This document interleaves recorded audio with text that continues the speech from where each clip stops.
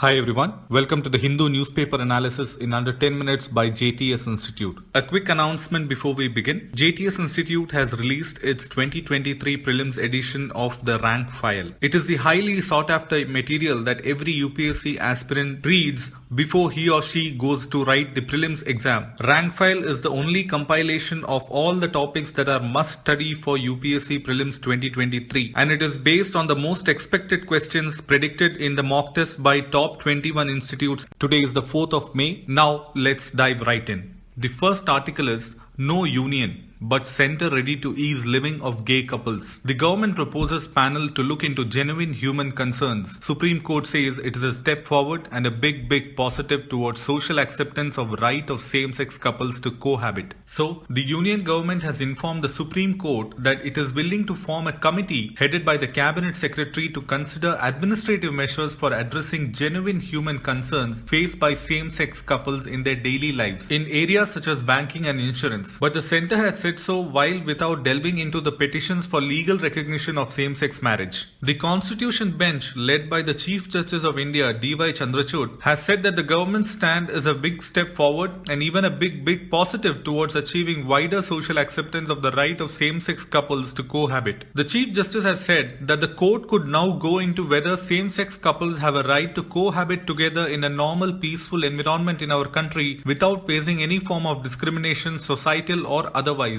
The court also said that the suggestion from the government to form a committee headed by the Cabinet Secretary indicates its readiness to recognize the incidence of cohabitory relationships among same-sex couples. The next article is Guaranteed Pension is Not Bad Economics. With multiple state governments announcing revision to the old pension scheme OPS and some more speculating to do the same, the debate on pension is hotting up. Most economists have frowned upon this, arguing that this is bad economics on at least two grounds. Firstly, since the state has to bear full burden of pensions, it will become fiscally unsustainable in the medium to long run. Second, such an unsustainable rise in the pension allocation in the budget can only come at the cost of other more pressing welfare expenditures that are allocated to the poor and marginalized sections. The OPS, therefore, they argue, is a case of elite workers gaining at the cost of their brethren lower on the income ladder. I have added this article as a must read for today because this has some content that will help you in your mains answers. The next article is Europe uses India, China to get Russian oil despite sanctions. India's crude imports from Russia post-war surged by 1,350% and became the largest fuel exporter to Europe. The Center for Research on Energy and Clean Air has published a data-driven study highlighting a loophole that enables the European Union, majority of G7 nations and Australia to indirectly obtain oil from Russia through India and China, despite having banned or restricted imports of Russian crude oil and petroleum products. The European Union, as a part of the broader price cap coalition, has banned or limited seaborne imports of Russian crude oil and established a $60 price cap as of December 2022. Despite this, the countries enforcing these limitations have increased their intake of processed petroleum products from nations that are primarily importers of Russian crude oil post the Ukraine invasion. This loophole can weaken the sanctions imposed on Russia, the report has observed. I have added this article as a must read because this is giving you a particular reason why we can see a high increase in exports of crude oil or petroleum products from India.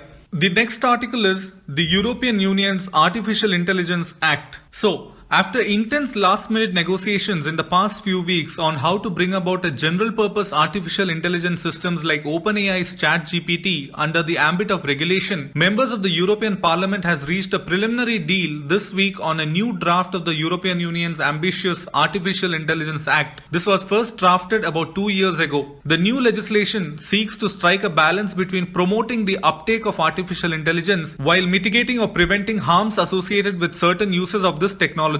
The article focuses on a few points under this topic, like what are the stipulations mentioned in the new draft document of the European Union's Artificial Intelligence Act, why the AI tools are often called as black boxes, what are the 4 risk categories of AI, how did the popularity of ChatGPT accelerate and change the process of bringing in regulation for artificial intelligence. I have added this article as a must read and I recommend all UPSC aspirants to take a clear note of this article and make the notes out of this because this will give you a clear overall picture of the regulation of artificial intelligence. And that is it for today. If you have found this video useful, please do like and give us a comment. Also, do subscribe to our channel. Thank you.